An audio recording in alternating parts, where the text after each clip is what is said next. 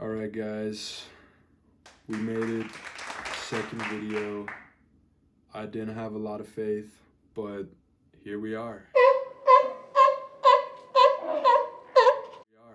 I decided that I'm gonna kind of take YouTube a tiny bit seriously. Not really. But anyway, here we are, video 2. My first video was talking about quantum mechanics, just generally. Not an expert in quantum mechanics, and I'm not an expert in what I'm talking about today either, but I think it's super interesting to talk about. So that is why I think nuclear energy is greener on the other side. And what I'm really trying to say here is that you might be like, oh, we need renewable energy and nuclear seems like the best, but like the grass is greener on the other side. Maybe there's something else that's better. To which I say, nuclear energy is the greener side, and I'm kind of pissed that U.S. isn't nuclear energy dominant over everybody else. I think that that's the best way to deal with this climate crisis. But as I'm saying, these are all opinions, so take it as you will. But just talking about like some of the strengths of nuclear energy and why I think it's so powerful, just thinking about the capacity factor of nuclear energy compared to some other resources is just crazy. I'll put it on the screen now. Nuclear energy has a capacity factor.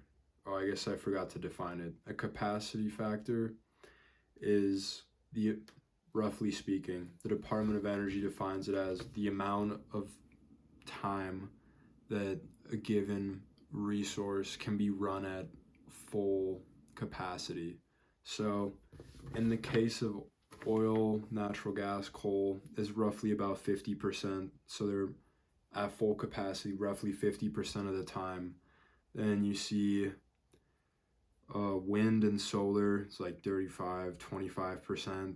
And then nuclear, oh my lord, it's at 93%, almost even higher. Like, how awesome is that, And why don't we take advantage of this? It means nuclear energy, over 90% of the time, a nuclear power plant is running at full capacity.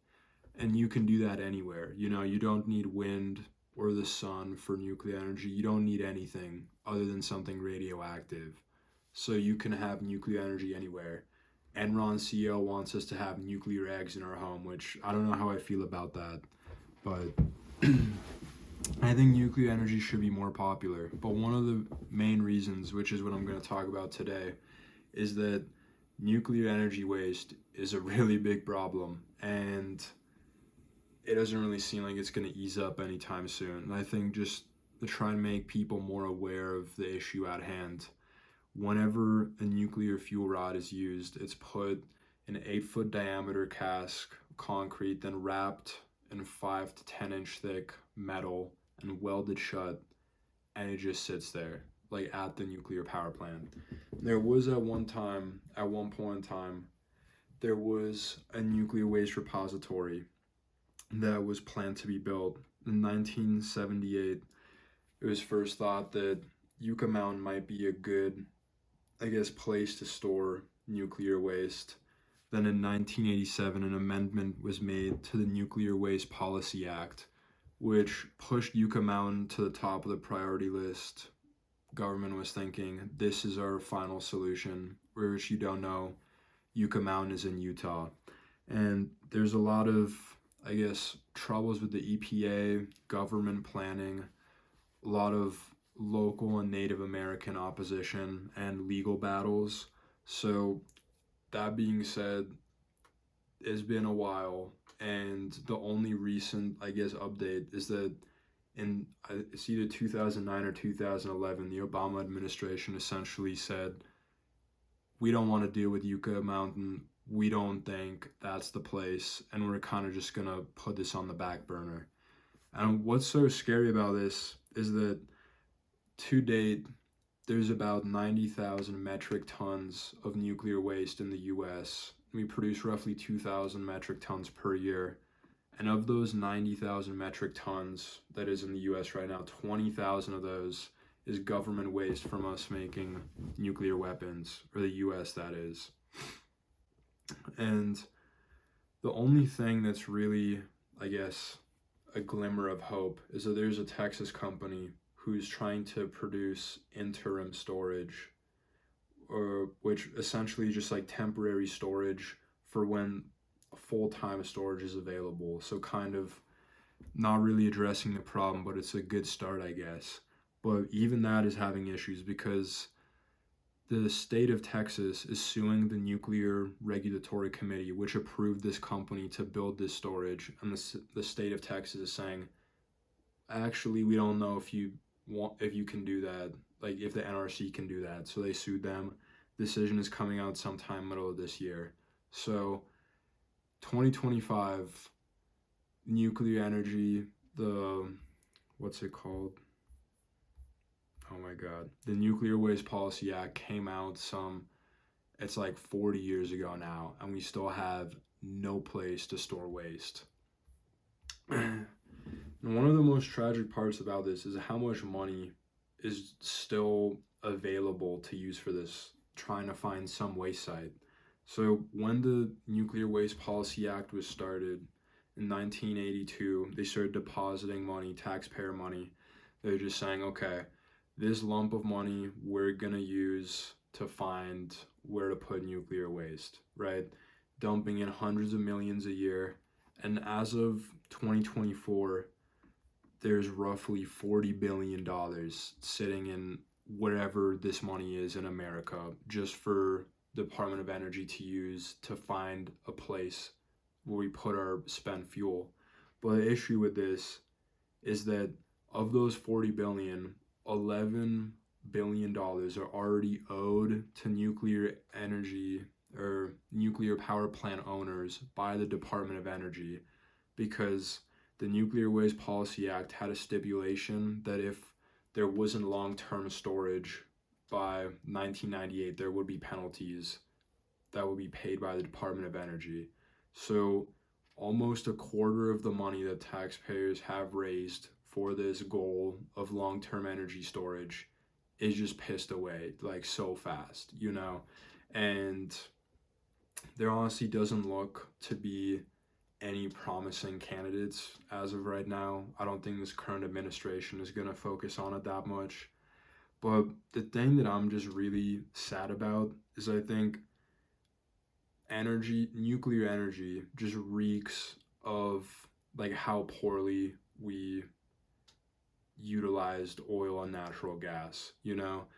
We found oil and natural gas, we didn't care, we burned it, we're like, that's awesome, didn't care about the environment, didn't care about the waste we produced, and now here we are today. What a mistake. So we already see that we need to treat waste from energy very carefully, as we've seen with oil.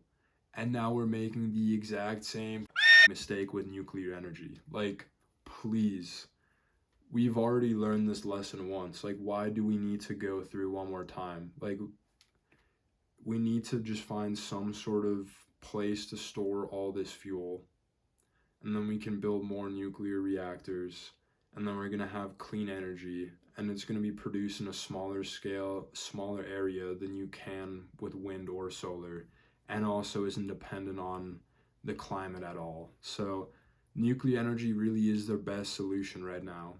But the hard truth is that nuclear energy is still early in its infancy, and there's still a lot more money that has to be tossed at it for it to become efficient. And I'd like to think about this in like a couple different ways. So first off, natural gas started being produced and used 1850s. 100 years later, roughly, is the first nuclear reactor, right? So we had so much more time to throw money at natural gas and see if anything happened. And we haven't had that much time to experiment with nuclear energy. And something else I'd like to point out that I think is probably one of the most stunning things I read while writing a paper about this during college is that the World Nuclear Association in 2021, I don't know how I mean, I guess it's probably recent enough, but in 2021, the World Nuclear Association stated that 85% of reactors running today are based on the design meant for naval use. And so what that means is in 2021, 85% of all running reactors were based on a design that was meant for a nuclear submarine, you know? And it's not like a reactor in a nuclear submarine is going to be that much different than a reactor for commercial use, but the fact that you didn't change almost anything from the first design is like, why are we surprised that there have been so many nuclear disasters, you know? Like when cars were first being produced, we were like, let's put no flex points, nothing moves, there's no crumple zones, you know, just straight American beautiful steel that won't bend in a crash. And then the driver would just explode in an accident, you know? And then we realized, hey, maybe we should have crumple zones, and less people started dying. And I think this is the same case with nuclear energy. We've had one design, right, for all, like most of the reactors in the world. We haven't thrown any money at it to be like, okay, we've had some disasters. How do we prevent that? We haven't even had that conversation. There's not enough money being pumped in for researchers to be like, okay, how do we optimize nuclear energy? How do we make it safer, right? And this is just something I think is going to come with time. But I think another reason why it would be smart to have a nuclear waste repository is that the Department of Energy says that when you use a fuel rod, only 10% of that energy is actually lost, and you still have a bunch of energy remaining. And if you refine these fuel rods, you can get more and more radioactive materials, which you can continually use to power reactors. The only caveat to that is when you refine nuclear rods like that, they become more radioactive, more toxic byproducts, and also you need to change the type of reactor you're using, right? So that's even more, you need to toss more money into that. But the thing is, if we just make a repository, we save all of our waste, right? Of all of our waste, only 10% of that total energy has been utilized, and there's still so much that's left at the end of the day. So we just have a repository, right? Shove all the waste in there, right? And then it gives us a couple of years to think about how do we refine, how do we make it safe. Like I see it as a no-brainer. I don't know why the US isn't jumping into nuclear energy more heavily. I think there just needs to be more funding. And I think ironically, one of the best things to happen to nuclear energy is the fact that Microsoft bought 3 Mile Island, which infamously had a partial meltdown in 1979.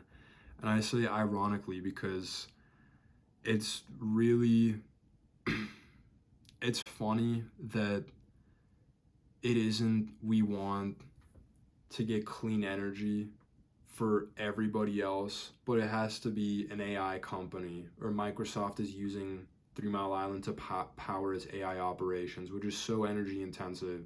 Like, thank God they're using nuclear energy, because if they were using solar or even wind energy, like, holy hell, think about how much space that would take up to power like a search. Like, that would just be stupid. Like, thank God they're using nuclear energy, right? I think it should like put some reason into our heads and be like, why are we overcomplicating this issue? I mean, I guess nuclear energy is way more complicated, way more expensive. But if we want a long-term solution, right, we're going to have to come up with a lot of money to think about some really good ideas to get out of the hole we dug ourselves, you know? And it isn't like this is an impossible problem to deal with either, you know? Because France currently, as it is today, around 70% of all of their electricity is from nuclear fuel, right? And I think US is somewhere around like 10% or something like that. But if France can do it, bro, like how can America not? You know, we have so much more capital. If we just redirect funds into nuclear, then it obviously isn't that easy. I don't have the solutions for the climate crisis. But all I'm saying is, I think it would be smarter if we relied more on nuclear energy, especially since we can't rely on nuclear fusion. That won't be commercially viable for the next 10 to 20 years. And I think it's kind of stupid to do solar and wind just because of how heavily climate dependent they are. They have such a smaller capacity factor than nuclear, albeit they're probably way cheaper. But I don't know. France, like I said, already 70% of their electricity comes from nuclear. They have a repository site called La Hague. I don't know, I'm not French, but it opened in 1976. They take roughly 1,700 metric tons of waste per year. They've housed used fuel rods from companies all around the world like Japan, Germany, Switzerland, Netherlands. I just think US is the country of making money, and I think if we become the pioneers in nuclear energy, that could only be better for the future, you know? If we become the forefront of nuclear energy, which in my opinion, I'm also not a nuclear scientist, in my opinion, it's the best renewable energy that we should really hop on the train, you know? But I hope this video was entertaining to you. Just kind of some random facts about nuclear energy. This is a topic I just had a little like side interest and just been following it for a while. But now that I've made a video about quantum physics and now talking about environmental science, I will break the news to you guys. I don't actually study either of those. I'm mainly a biology guy. So upcoming videos will be a lot more biology focused, but I just really thought I'd put this video out there. Have a good one.